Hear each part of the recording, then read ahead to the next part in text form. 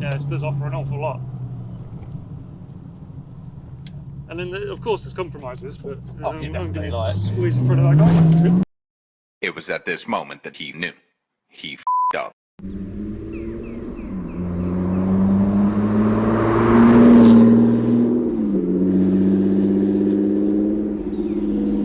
Hi everyone, welcome to Nightfall.Drives. Doug here, and today Matt has kindly brought along his 1998 TVR Chimaera 450. Is it a 98? Yeah, it's 98, yeah.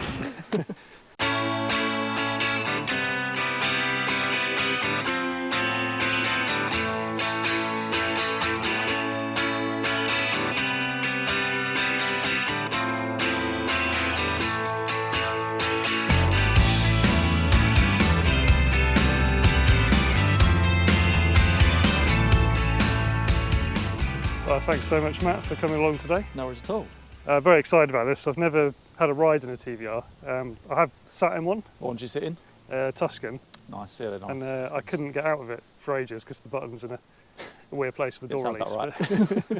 But hopefully I'll get to grips with this one a bit quicker. But yeah, would you mind just telling us a bit about this particular Chimaera? Yes, so I've owned the car a year and a half. I bought it November 2023. I had a kit car for that was a Tiger Super Cat with a Ford Pinto in it. Just got fed up with constantly going wrong, whatever. So, of course, I bought a TVR, which is known for going wrong. It's slightly less kit car. I wanted something that's. There's so many times where I'll have like family events or weddings, etc. Or I wanted to go away for a long weekend. You just couldn't take the kit car because number one, you get to where you're going stinking of petrol because it's all open. You've got carbs shooting petrol all over you. Yeah. And then your wife doesn't want to go for more than 10 minutes in it. So. Yeah. So weirdly, I had a Tiger as well, but we've maybe get onto that later. Oh, nice. But yeah, so I thought, what's the next best thing that's sort of still kit car-esque, but a bit more comfortable? So yeah, Chimaera. Logical next step. Exactly. Yes, definitely. And you've been enjoying it, and yeah, absolutely love it. Absolutely love it. It's not, it doesn't deserve all the hate about unreliability. There's been a few little things, but mainly it's sort of age-related things, like you'd expect. Yeah. So things like the servo's old, so that need replacing. But other than that, it's been all right. To be fair. Well, yeah, and it's think of it as a classic, isn't it now? Yeah. So it's, exactly. Any classic you get's going to have little niggles. So. Yeah. And this one is absolutely beautiful. It looks, cheers, thank you. Yeah, great condition. I think there was an owner who had it for a long time and did a lot of things. Yes. So funny enough, I was just literally, so I had all the paperwork, so I knew the guy's name, and then I just, out of curiosity, Googled the reg, see what would come up on Facebook, Google, whatever, etc. And a Pistonheads feed came up, and this guy had done a whole diary of what he'd done to the car from when he bought it to when he sold it. So there's actually things I found out about that the car had done that weren't included on the obviously all the receipts, so it was quite nice. I sort of saw that it got upgraded brakes to the 887, 888 calipers that are from a Escort Cosworth, I believe. Oh yeah. So they still sort of look, they're not like 4-pots or anything, but they're upgraded. I think they're more than enough that you can lock them up quite easily if you really want to. So yeah, no ABS. No ABS, no, definitely not. Yeah.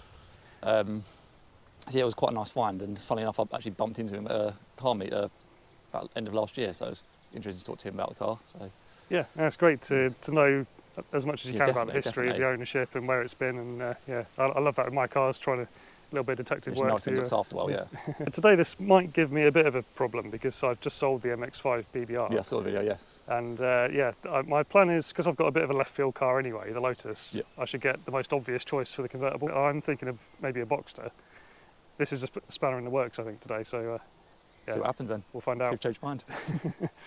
I like to keep this bit as short as I can so we can get out on the road. But should we have a quick look under the bonnet? Of course. Which way is it open? Clamshell, so it opens forwards. No worries. That's quite warm. Yeah. There's the little thing. There it is.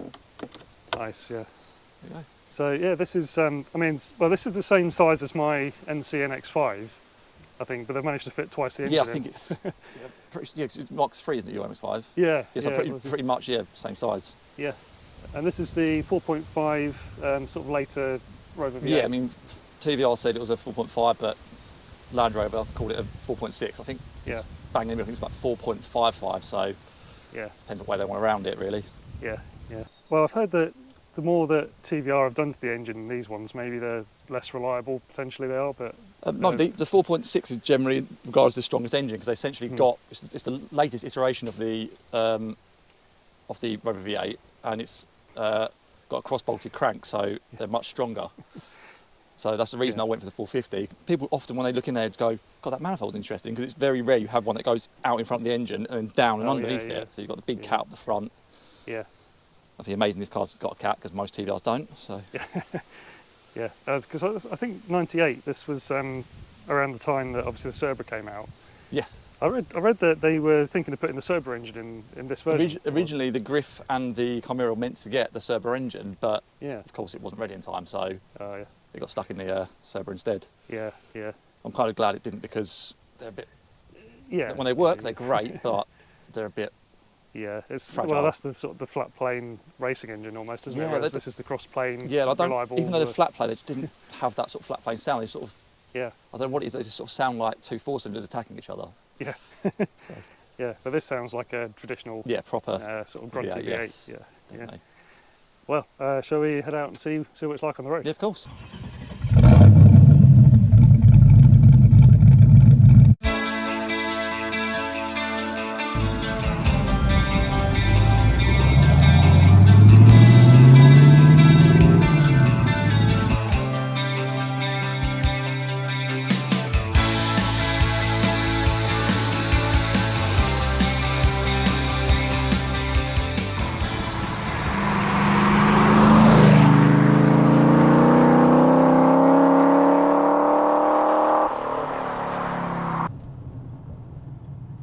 It's just a lovely place to sit, isn't it? It is really nice. You've got the vinyl and the leather. The seats are leather and the rest of it's pretty much vinyl, but it just feels special. Yeah, you forget the earlier. I mean, when I think of TVRs, I generally think of Cerber, Tuscan and stuff, but the earlier ones are still special interior. Spot, yeah, definitely. Yeah, they're not quite as wacky looking, but it's still obviously the odd wackiness. Like if you want to charge your phone, you can't, because it's in my door. That's where the cigarette lighter is. So yeah, then up to the window switch is being buried down in front of the heater vents. Yeah. And opening the doors, because that little toggle switch there. Yeah, I'm pleased you told me that, because I would have been here for a while, I think. Yeah. The Tuscan, the buttons were next to the radio. Yes. The great video on Top Gear when the Tuscan came out with Clarkson said to a few of the crew, if you can get in that car, get in and out of it in less than a minute, I'll give you one of you a tenner, and no one will do it. It's almost like they've deliberately gone, how do we make it quirky, and where do we put? Is it maybe they've just put stuff where it's the easiest for them to route the wiring or something like that? God knows. But apparently, one thing when I was looking at the Chimaeras on, watching a few YouTube videos, apparently one person said that, I'm not sure how true it is, that he reckons the reason they put the door switch there is apparently there's a lot of theft in the 90s. So they thought, well, if we put the door latch in the wing rather than the door, and put the switch in the middle where someone can't reach it with a coat hanger, then it's a lot more difficult to steal it. So security feature. Yeah, pretty much. Yeah. And I suppose in terms of the looks of it, I mean, it's basically a Griffith underneath as well, isn't it? Yeah, the chassis. I think the chassis was slightly different up until 96, when the sort of facelift Mark II, when people call it, when that came out, which this is the Mark II facelift. It's an identical chassis to the Cerber, the Griffith. So I think if you want one to handle like a Griff, you can. If you want the looks of the Chimaera and the space, then you definitely can. Yeah. I personally prefer the looks of the Chimaera. Yeah, me too, actually. I think it might be because I was the generation where there was that Clarkson Unleashed on Cars video with the drag race with the Cerber. But whoa, look at that TVR! Yes, that's what I'm looking at. The Cerber is essentially just this, but with extra seats and slightly extended. Yeah, that's why the looks of this are more like the Cerber, and I think it looks great. It still looks like, it doesn't look, 27 years old or something? Yeah, 27 years old, yes. I always love the look of the sort of 60s British sports car, the MGB with the sort of big arches with the lights on them. You've got that look, but with a slightly modern twist. I think it's the perfect sort of blend of the two. Yeah, which I really like. I've got to say the sound of this is spot on. It is, yeah. It's got an ACT cherry bomb exhaust. Yeah. And that's all it's got standard headers for now, because I do want to get the set of the Clive F tuned manifold at some point. Just they sound incredible. Yeah. And yeah, that's it. It's just got standard headers, standard cat. Just that, I think it's the perfect sound. It's not too drony on the motorway. Yeah. It's quite quiet as you can hear now, but when you do put your foot down, it does make a lot of noise. Yeah. Yeah. There's a nice sort of bass line there, and it starts to it starts to grumble nicely.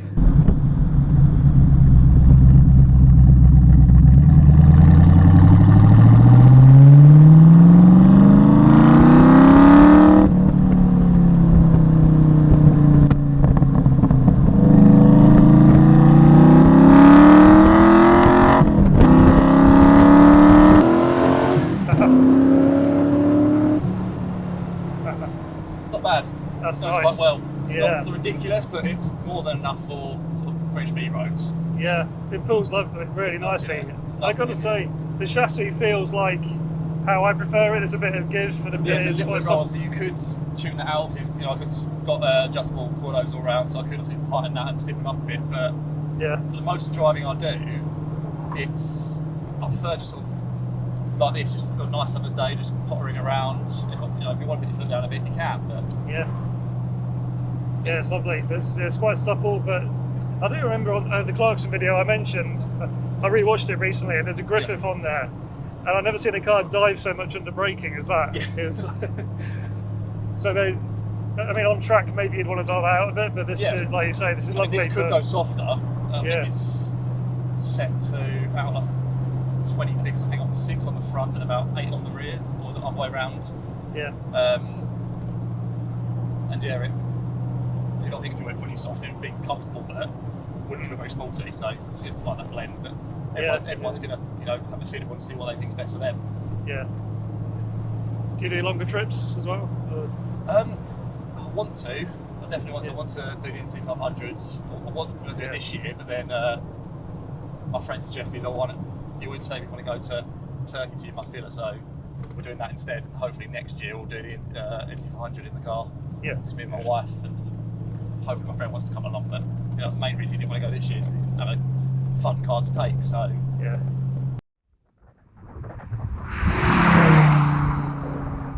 So the engine on these, they're all rubber. There's nothing to them. Yeah. Absolutely nothing to them. So it's mainly, obviously, the chassis. The cams are an issue. They can wear out prematurely, but for a second car, the cams, people say like 60,000 miles, but it depends. Depends how, if you do oil changes more frequently, you can prolong the life of them. Some people have had cams at 30,000 miles, feel like dyno, and they're showing that they've lost power. Others are at 120,000 miles and still good. So they're of the age now where a lot of them probably have had that sort of thing done, 100%, yes. with the outriggers, the chassis, and so it's probably a good time to get one. Yeah, definitely. I think 100%. What I was told is buy the best one you can. Don't be so hung up on colour and etc. etc. Focus more on what's been done to it. If you've got one that's got 40,000 miles, that's had nothing done to it, or one like mine that's got 90,000 miles, that's had all the issues sorted. This one will be a better car, and value-wise, probably worth similar. Yeah, absolutely. Mileage doesn't seem to be an issue in TVR world. People would rather see the work's been done. Yeah. Yeah, and that's the challenge I have, is that I am a little bit too focused on the spec.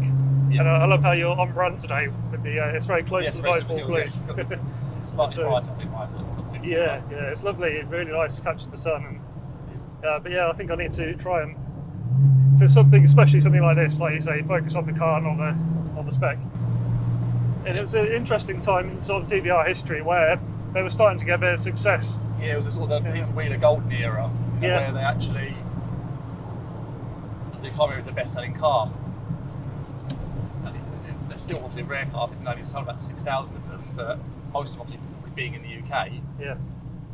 It's a shame because they didn't really homologate for the world. No. But now I suppose they're getting exported to America on the 25-year rule. Yes, I think that could be what starts pushing prices up, I believe. Because the Americans, like JayEmm did a video couple of years ago, and there's quite a few Americans who seem very interested. I see more and more popping up on Facebook of American owners. So, because the market at the minute, obviously with the UK climate, obviously no one really has much money at the minute, they're not so expensive. You can get a half decent 400 for 12 grand. That would be a really nice one to have most of the work done. Yeah, yeah. So there's not many cars that offer as much sort of uniqueness and value for money, I guess. A few years ago, you could get a nice Tuscan S for 25 grand. Yeah, yeah. The cars, you're looking at about 40 grand now for one of them. Yeah, yeah. That's in the last sort of, probably about 10 years that they've done that. So the other TVRs are going up, so it makes sense that the Chimaera will follow. Yeah.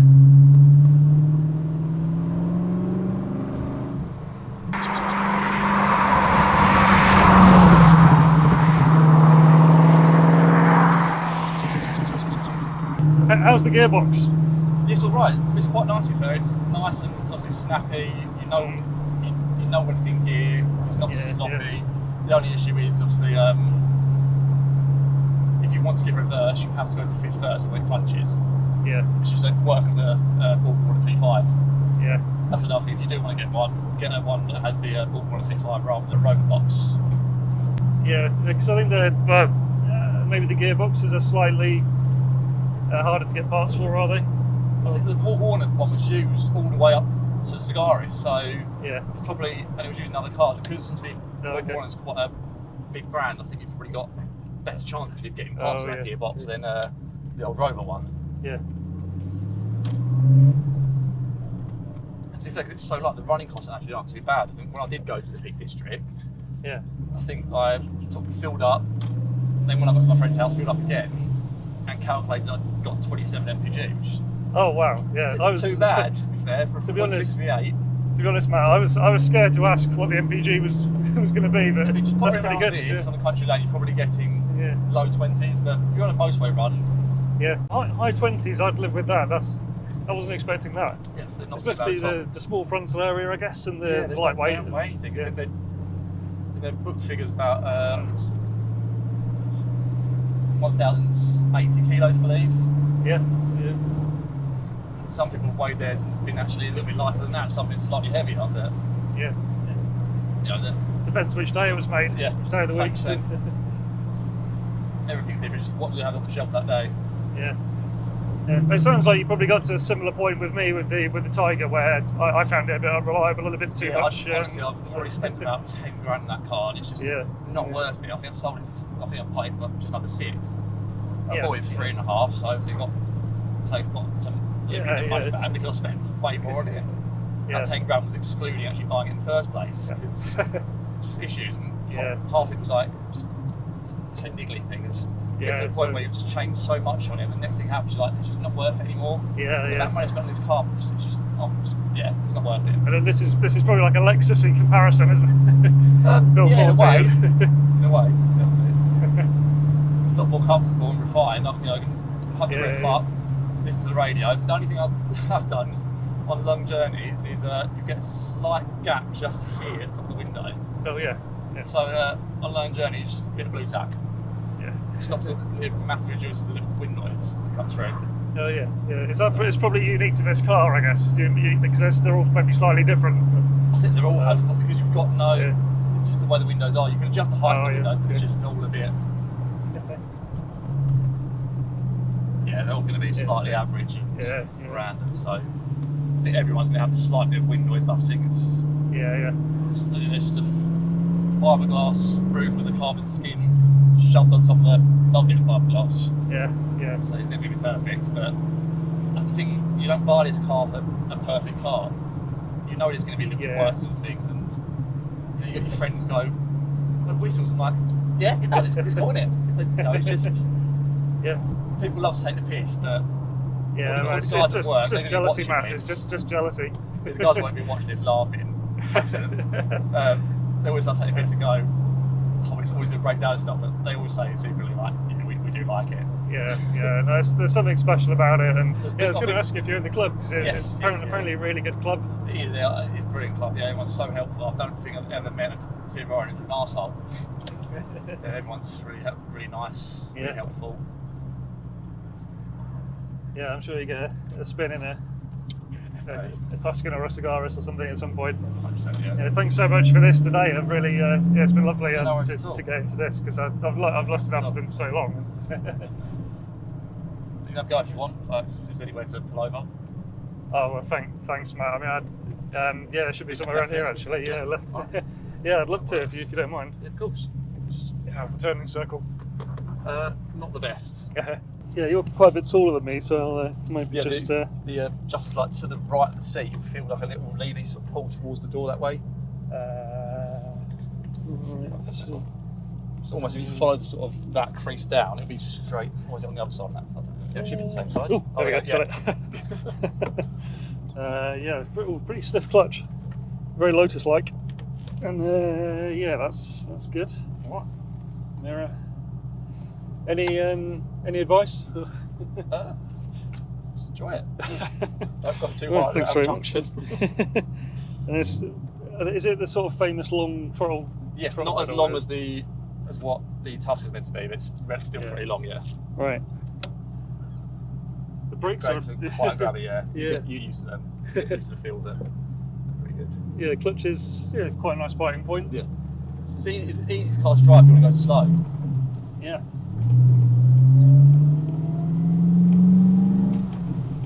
Yeah, lovely gearbox as well. Yeah. Yeah, you just feel the power. There's so much grunt low down as well. Yes, there is, yeah. Just leave it in gear, and in a country like this, you can leave it in third the whole time and still get a good old move. Still get a good old move on. Yeah.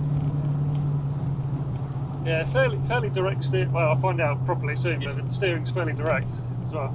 It's a tiny bit of numbness right in the middle, but Yeah. it's pretty good. Yeah. Pedals are nicely placed as well, actually. Yeah. Well, that's quite a quick rack. The steering. It's, The age of the car, anyway, definitely yeah. quite quick.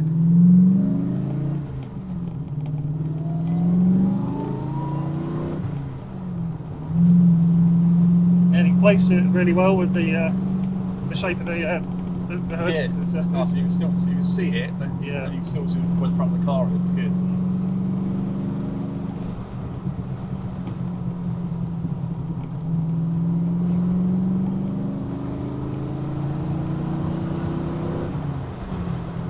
The nice thing, you can really feel the diff working as well inside corners. You can feel it pushing you around, which is nice.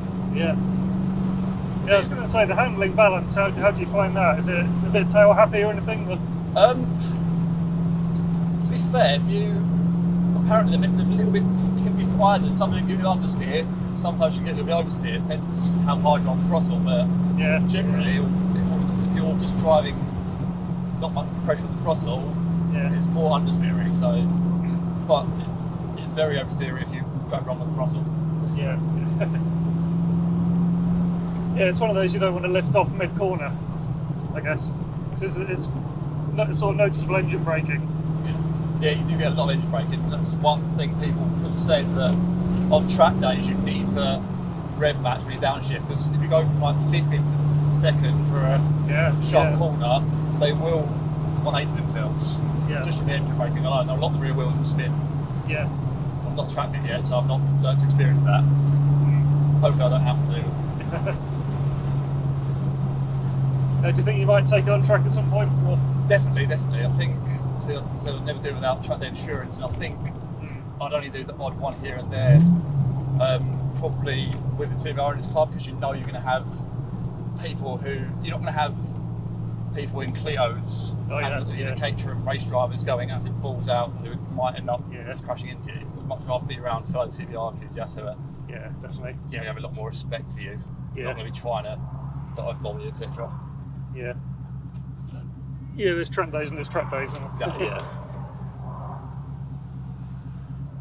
There's one issue though. Every so often, TVR Owners Club get allowed to go to Millbrook Proving Ground. Oh yeah, You that's get to drive the there. You get to drive the Alpine circuit, which they did it this year.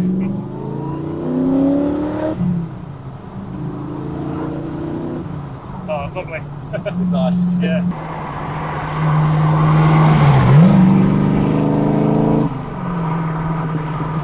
You know this car's gonna be good when, you know, someone like Jay, who's driven so many cars, owns all his Ferraris, Yeah. says, I do want a TVR.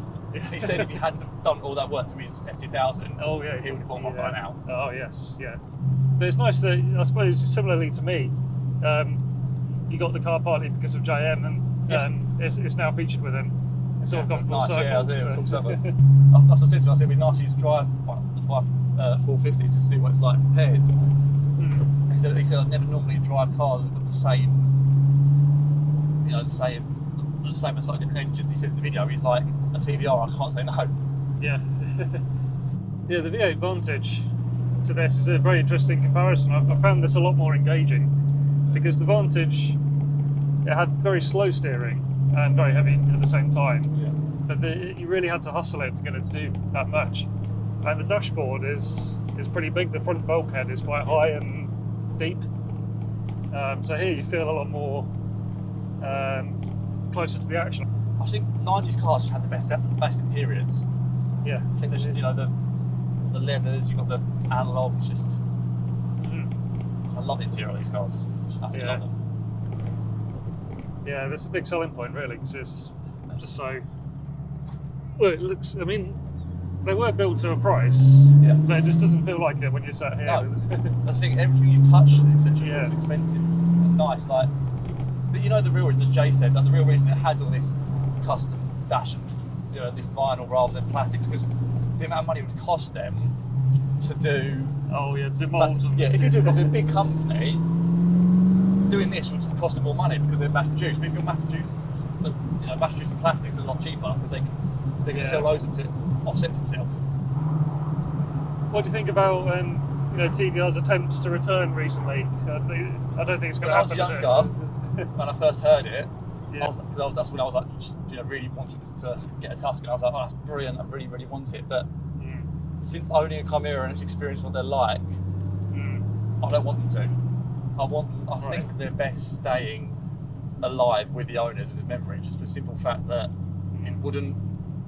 TVRs were great and people loved them because they were wacky. They had no traction, they had no ABS, they were raw. But you know, the new car I'm sure it'd be absolutely brilliant because it's designed. You know, Gordon Murray helped design it. It's got the Coyote V8 from the Mustang, so you know it's got a good, proven, strong engine. But it'll have airbags. The interior looked cool, but it just looks a bit too. It wasn't wacky enough. It was a bit too sort of just standard. And I think the same with this. You know, would have to have airbags, have to have ABS, have to control these things. So I think it would kind of lose a bit of that spirit. I think if they stayed and progressed into that, it's bad. But jumping from something like a Scaris, that would be a completely different car. Yeah, it would. Yeah. And it wouldn't be a supercar anymore.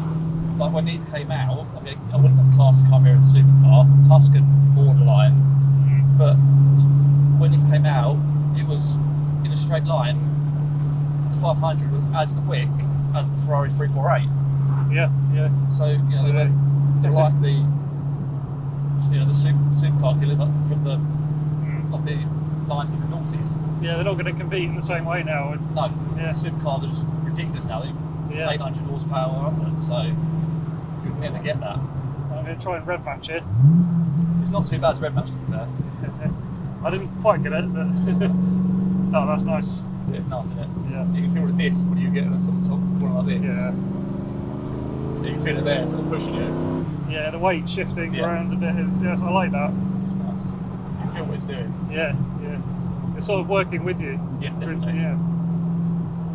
Another thing, as well, if you go over a bump and you get your foot down, just be careful because the car's light. If the rear lifts up a bit, obviously the wheels will start spinning quick because they've got left weight, and as it lands, it shimmies all over the road. So I never see a jump or a bump always lift off. Yeah, I suppose, well, the quick rack has surprised me actually, because there's no power steering, is there? This has. Oh, it this has? has got power steering, yes. Yeah. I was wondering, because it's so quick that manoeuvring must be pretty tough, but yeah. That's the thing, that's what I like about it. At slow speeds, even though it's a power steering, it doesn't feel like it has. Yeah. I think that's because you're so used to the electric power steering that you can just do it with one finger. Yeah, and at speed, there is some weight in the steering. Yeah, definitely. and I found through the bends there it was a nice amount of weight, and you can just tell what's happening so well. There is many cars that sort of give you the same feeling for under 20 grand. No. Yeah, it does offer an awful lot. And then, of course, there's compromises, but definitely like squeeze in front of that guy. It was at this moment that he knew. He f***ed up. Sorry. That's all right. I need to remember my advanced driving course I did last year. Video series out now. Oh, no. You said I saw that. I'm not watching it. Only so it says they're doing it. Yeah, largely in that. Yeah. Through this section here, I've not been demonstrating those skills particularly well, but I'll try and get back onto that. Does it sort of feel similar to the Evora in some ways, or? I think the front end is pretty quick. The turn in feels similarly quick. But other than that, I've got to say it is quite a different experience, and in a good way. I really enjoyed it. Yeah. It's more of the I wouldn't say muscle car, but it's that classic British. Yeah, it's country lane sports car. British sort of half muscle car, half sports car, I guess. Yeah. Yeah. It's not. It's weirdly not encouraging me to push on in the same way that the Lotus maybe does, but I don't. That doesn't matter. I think that's. You've got the sounds anyway. You've got the. It picks up and goes when you want it to, but it's almost like I'm just happy to cruise. Yeah.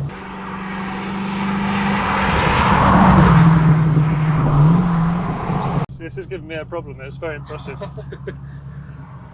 thing, you see a lot of Boxsters, and Yeah, that is you do, because yeah. they're a great car. Yeah. I mean, actually, as a point-to-point car, like going on the road, they probably are more capable, but Yeah. would it I think with that, the same noise, same smile? I don't know. Yeah, I don't know. I think what I'm thinking was the MX-5 was superb, and I tuned into how I wanted it. Yeah. It's a great car, but I did feel after 2 decades of MX-5 ownership, pretty much, I thought let's try something else and not a 4-cylinder. Yeah. So I think the And Boxster will probably feel sort of like a more advanced MX-5, whereas this is sort of a completely different. It's probably got some similarities, but it's a lot more raw. I need to think about how I'm going to use it, I think, because well, maybe I don't, because this has got a huge boot. I know you have to put some of the roof in it, but you still have quite a bit of space. As long as you're careful in the wet and just avoid salt in the winter, you can drive it whenever you want. Yeah. Just have to remember that. Yeah. No ABS, no traction control. Leave bigger gaps when it's wet. It's fine. Yeah. Well, another reason I was leaning towards the Boxster is because there's so many of them. Maybe it sounds bad, but maybe I don't have to look after it quite as much. I can leave it outside. And I can, this you definitely have to garage this. 100%. Yeah. And I've got mine in a garage, and I've got a carcoon as well for the winter, so it's double protected. Yeah, there's certainly a car I think you want to look after and reserve. I mean, I would with the Boxster as well, but I would probably end up keeping it outside, like you say. And this, you certainly wouldn't want to do that. Just a touch of the brakes. Try and rev match better. Slightly better. Balance through the vent. Yeah, that front end is quick.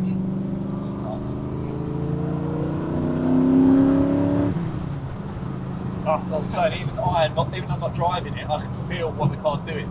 Yeah. Just sitting here, I can feel the diff pushing the car around the corner. Yeah. And I do like you've got slightly bigger sidewalls as well, so you've got a bit of progression with the handling as well. Yes, definitely. You can load it up. We're no longer able to test that though. It's like there's learner thinking, are they going, the quick car behind us, we'll get out of the way. Yeah, they might be thinking that. I was happy to bumble along behind them and I'll go in there. We scared them off. Well, thanks so much, Matt. You're welcome. I'm really grateful for the ride and the drive. It's very kind of you. Enjoyed it. Well, good, thank you. Thanks for coming along, and I'm very impressed with this. It's just everything you'd hope it to be, really, isn't it? Yeah, it is, definitely. Thanks very much for watching. If you enjoyed the video, check out there's a series of owner stories. Please get in touch if you'd like to feature. And we'll see you again. Thanks a lot.